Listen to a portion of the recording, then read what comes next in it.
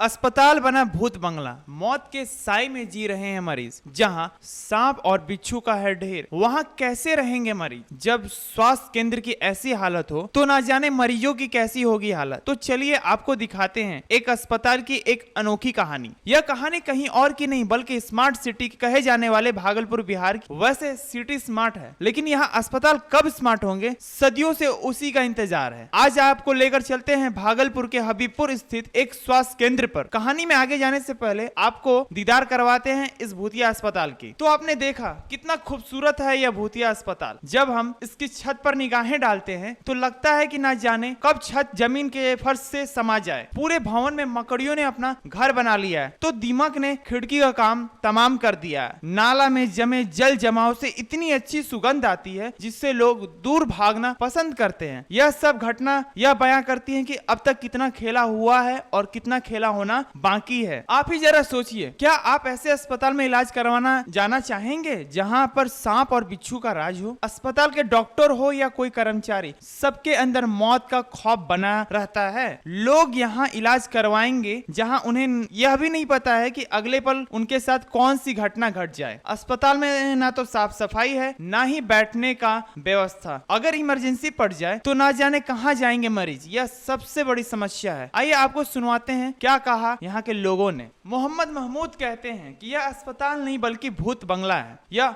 वर्षों से ऐसे ही खंडर पड़ा हुआ है। पूरा भवन जर्जर की स्थिति में पड़ा हुआ है। ऐसा लगता है कि कमरे का छत ना जाने कब ढह जाएगी। परेशानी ये है सर की समूचा छत चूर है, नीचे पानी आ जाता है, नल नहीं है, हर चीज़ का तकलीफ हुआ है। कब गिर जाए कोई ठिकाना नहीं।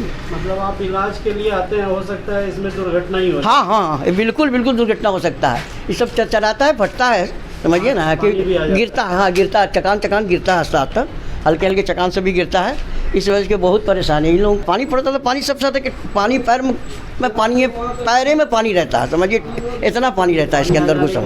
वही बात करें डॉक्टरों की तो उन्होंने कहा कि उन्होंने पहले से ही लिखित शिकायत दे दिया है, लेकिन इसका कोई फायदा नहीं हुआ है। दिन प्रतिदिन इसकी हालत और जर्जर होती जा रही है। ऐसे में सवाल यह उठता है कि हम मरीजों का क्या इलाज करेंगे जब हमारा जान खुद खतरे में है। हाँ, सांप जानवर इसके डर बना रहता है। और सबसे बड़ा तो डर इस बात का है कि अगर मान लीजिए कि पेशेंट है, ठीक है, और किसी तरह का अगर अनहोनी घटना हो जाता है, क्योंकि जैसे ये जो गोदरेज है उसके पीछे से भी कई बार ऐसा देखा गया है कि सांप निकल गया है। अब पेशेंट की भीड़ में अगर किसी को कुछ हो जाता है तो फिर तो और मुश्किल हो जाएगा। फिर उसके बाद आप जहाँ पे पेशेंट जो बाहर बैठ रहे हैं तो उसके ऊपर का पूरा छत डैमेज है और कभी भी वो छत गिर सकता है। जब बात स्वास्थ्य की आती है तो हर साल लाखों रुपए खर्च हो जाते हैं। तो फिर यह अस्पताल की हालत ऐसी क्यों? अगर अस्पताल ही ऐसी रहेगा तो मरीज कहाँ जाएंगे? और अगर यही व्यवस्था देनी है तो सरकार झूठे वादे क्यों करती है? आखिर और कितने दिन तक इस लाचार जिंदगी को जीना पड़ेगा? यह केवल सवाल ही नहीं बल्कि यह सरकारी कारनामे की वादे और हकीकत है।